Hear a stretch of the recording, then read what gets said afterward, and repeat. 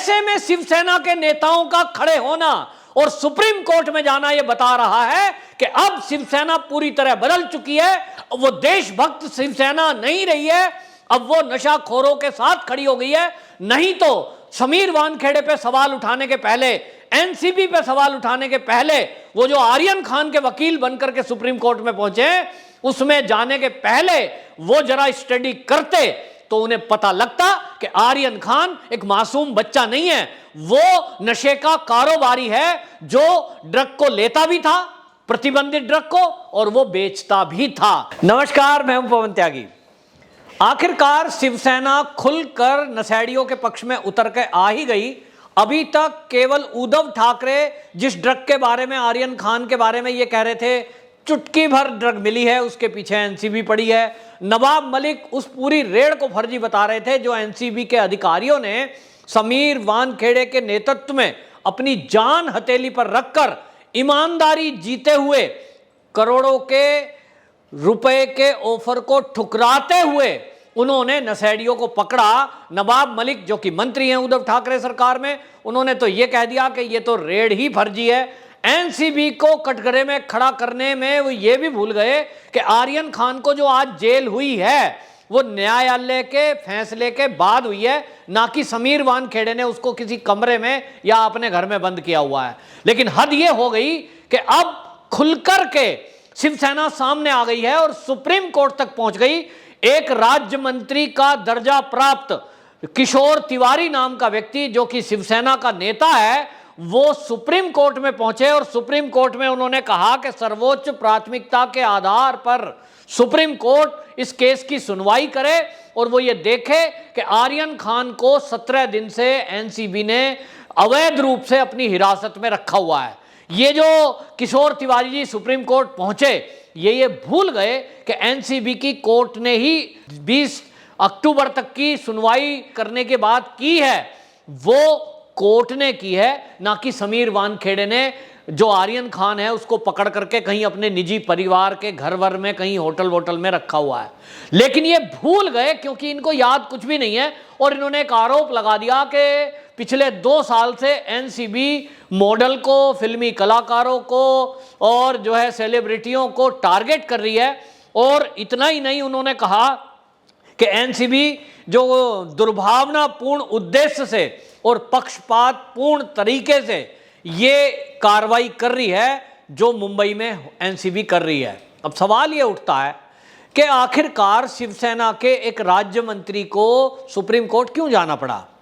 वो एनसीबी के इस सारे जो ये एपिसोड है, जितनी मेहनत एनसीबी कर रही है, और जब से समीर वानखेड़े की एंट्री हुई है तब से जो नशेड़ियों का ये खुलासा दर खुलासा हो रहा है और बहुत सारे लोग अभी जेल में हैं, जो कुछ लोग जमानत पर हैं, उसकी जांच चल रही है। ऐसे में एक नेता को क्या यह शोभा देता है जो राज्य मंत्री का दर्जा प्राप्त है कि वो एक संवैधानिक संस्था पर और हमारी न्याय प्रणाली पर सवाल उठाए। इसी तरह के सवाल कुछ कांग्रेस की लीडर ने उठाए थे। जब आतंकवादियों पर कोई कार्रवाई होती है तब ये कांग्रेस के लीडर भी इसी तरह के सवाल उठाते हैं। कभी कहेंगे सर्जिकल स्ट्राइक फर्जी है, कभी कहेंगे ये एनकाउंटर फर्जी है, और कभी योगी जी यूपी में कोई कार्रवाई करते हैं तो कह देते हैं साहब ये कार्रवाई गलत है। इसका मतलब तो अपराधी इस देश में सही हैं और जो अपराध को मिटाने का काम करे, चाहे वो योगी जी हो, चाहे वो मोदी जी हो, या वो समीर वानखेड़े हो, तब उस पर सवाल उठाएंगे कि ये जो कार्रवाई हो रही है ये पक्षपातपूर्ण हो रही है। तो क्या फिर ये जो शिवसेना के नेता हैं, ये तिवारी जी ये कहना चाहते हैं कि हमारे देश की जो न्याय प्रणाली है वो इस बात को समझने में सक्षम नहीं है कि उसके सामने जब केस लाया जाता है जिसके बारे में आर्यन खान की तरफ से तो नामी ग्रामी वकील प्रस्तुत हुए, जिन्होंने अभी तक एनसीबी के खिलाफ ही केस लड़े हैं, ऐसे ऐसे वकील जिन्होंने रिया चक्रवर्ती की जमानत करा दी, वो उनकी दलीलें और न्यायपालिका में बैठे हुए जज ये सब समझ नहीं पाए कि समीर वानखेड़े पक्षपातपूर्ण रवैया कर रहा है, वो फर्जी रेड कर रहा है, वो खामोखा आर्यन खान को परेशान कर रहा है और अवैध हिरासत में रखे है। क्या मजाक है। मतलब शिवसेना क्या करना चाहती है। इसका मतलब यह हुआ कि अभी तक जो अंदर अंदर केवल बयानबाजी चल रही थी, जो ट्वीट पे बातें चल रही थी, अब वो खुलासा हो गया कि उद्धव ठाकरे सरकार जो है ये पूरी की पूरी सरकार नशे के कारोबारियों को बचाना चाहती है। वरना एक सरकार में बैठा हुआ मंत्री इस तरह की बयानबाजी कैसे कर सकता है कि जो संस्था ईमानदारी से काम कर रही है, जिसकी तारीफ विरोधी पक्ष के वकील ने की। जो आप एनसीबी की कोर्ट की अगर दलील सुनेंगे तो उसमें जो आर्यन खान का वकील है, बाकायदा अभी हाल ही की जो जिरह हुई है उसमें उसने तारीफ की कि समीर वानखेड़े के नेतृत्व में जिस तरह से एनसीबी काम कर रही है वो काबिले तारीफ है कि जान हथेली पर रखकर आपने इस रेड को अंजाम दिया। और उस रेड में भले ही चुटकी भर ड्रग मिली हो, लेकिन ये कैसे भूल जाते हैं शिवसेना और एनसीपी के नेता कि वो प्रतिबंधित ड्रग है, और अगर वो प्रतिबंधित ड्रग ना होती तो न्यायपालिका 17 दिन या 20 दिन की जेल ना देती आर्यन खान को। आप जो कह रहे हो 17 दिन की हिरासत अवैध रूप से, हो सकता है अभी तो फैसला होना बाकी है, हो सकता है वो 1 साल हो या ये भी हो सकता है कि वो 10 साल हो, लेकिन बौखलाहट नेताओं के अंदर क्यों है? अगर आर्यन खान की गिरफ्तारी से लेकर उसके पिता शाहरुख खान कोई बयान दें तो समझ में आता है कि भाई एक पिता है वो परेशान है, उसका कोई बयान नहीं आता है। और कोई अगर वकील इस बात पे बोले वो समझ में आता है कि कानूनी पेचीदगियों में कोई वकील को समझ में आ रहा है कि कुछ फर्जीवाड़ा हो रहा है।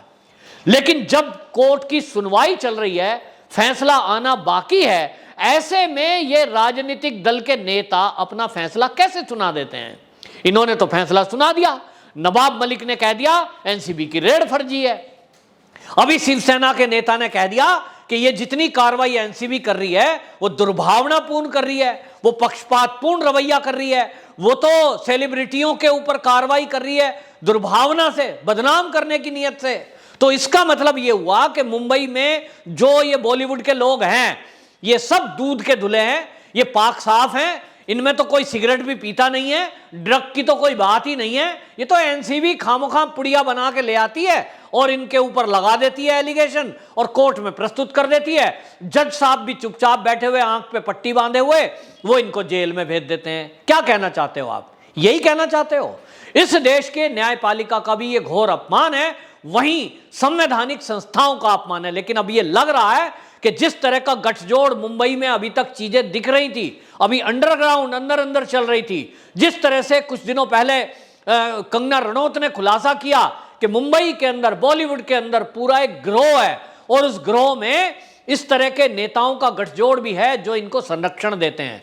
पता नहीं लग रहा था कौन वो लोग हैं, क्योंकि नाम कोई लेगा नहीं, क्योंकि इसके कोई सबूत नहीं थे कि कौन राजनीतिक दल ऐसा है जो ड्रग माफियाओं के साथ खड़ा है। क्योंकि ड्रग माफिया वो माफिया हैं जो ड्रग को बेचकर जो पैसे कमाते हैं, उस पैसे का अंश आतंकवादियों के पास जाता है, हथियारों को खरीदने में जाता है, और दूसरी तरफ उस ड्रग को कंज्यूम करके इस देश का युवा नशे की लत में लगता है, जिसकी जिंदगी बर्बाद हो जाती है। यानी उस पर दोहरी मार है। एक तो आतंकवादी हमारे सेना के जवानों को गोली मारकर शहीद करते हैं, वो मारे जा रहे हैं, दूसरी तरफ ड्रग के सेवन से यहां पर लाखों नौजवान वो जीते जी लाश जैसी जिंदगी जी रहे हैं। और ये जो दोहरी मार इस देश पे पड़ रही है, ये जो आतंकवादी गतिविधि करने वाले लोग इस ड्रग के कारोबार में लगे हुए हैं, वो आतंकियों के आका वो जो करें, उससे निपटने में हमारे देश की सेना, हमारे देश के सुरक्षा बल या हमारे देश की संवैधानिक संस्थाएं जैसे कि एनसीबी, एनआईए, सीबीआई ये काम कर रही हैं, लेकिन इनको काम नहीं करने दिया जा रहा है। अभी पिछले ही दिनों शरद पवार जैसे बड़े लीडर हैं, लेकिन उन्होंने बयान दिया कि केंद्र सरकार एनआईए, एनसीबी, सीबीआई का दुरुपयोग कर रही है। क्या दुरुपयोग कर रही है? कि अजीत पवार की बहन के यहाँ छापे मारे, अजीत पवार के ठिकानों पे छापे मारे आईटी ने, और उस आईटी के छापेमारी में करोड़ों रुपए का तो सोना मिला है। क्या वो झूठ है? क्या वो आप कह सकते हैं कि वो आपका नहीं है? उसकी वीडियोग्राफी हुई है। शरद पवार की बहन के यहाँ जो जो चीजें मिली उसमें बाकायदा उनके सिग्नेचर हैं कि ये चीजें हम लेके जा रहे हैं, रिसीव करिए, ये आपकी हैं। तब आप झूठ बोलकर संवैधानिक संस्थाओं को बदनाम करेंगे, इसका मतलब आप अपराधियों के साथ खड़े हैं। एक टैक्स चोरी करने वाला अपराधी भी अपराधी है, लेकिन नशे के कारोबार करने वाले बहुत भयंकर अपराधी हैं जो इस देश को दोहरी मार देते हैं और वहीं आतंकवादियों के साथ खड़े हैं, वो आतंकवाद को पाल रहे हैं। ऐसे में शिवसेना के नेताओं का खड़े होना और सुप्रीम कोर्ट में जाना यह बता रहा है कि अब शिवसेना पूरी तरह बदल चुकी है। वो देशभक्त शिवसेना नहीं रही है, अब वो नशाखोरों के साथ खड़ी हो गई है। नहीं तो समीर वानखेड़े पे सवाल उठाने के पहले, एनसीबी पे सवाल उठाने के पहले, वो जो आर्यन खान के वकील बनकर के सुप्रीम कोर्ट में पहुंचे, उसमें जाने के पहले वो जरा स्टडी करते तो उन्हें पता लगता कि आर्यन खान एक मासूम बच्चा नहीं है, वो नशे का कारोबारी है जो ड्रग को लेता भी था, प्रतिबंधित ड्रग को, और वो बेचता भी था। इस आरोप में कोर्ट ने जेल भेजा है, ना कि उसको भेजने वाला जेल में समीर वानखेड़े है। समीर वानखेड़े केवल एक अफसर है, एक कड़ी है, फैसला न्यायपालिका का है, और इसलिए शिवसेना सीधे सीधे न्यायपालिका को निशाना बना रही है। यह है खालिस्तानी टूल किट का असर। इसकी जांच होनी चाहिए और ऐसे सवाल उठाने वाले पर मैं तो कहूंगा कि अलग से कार्रवाई केंद्र को करनी चाहिए।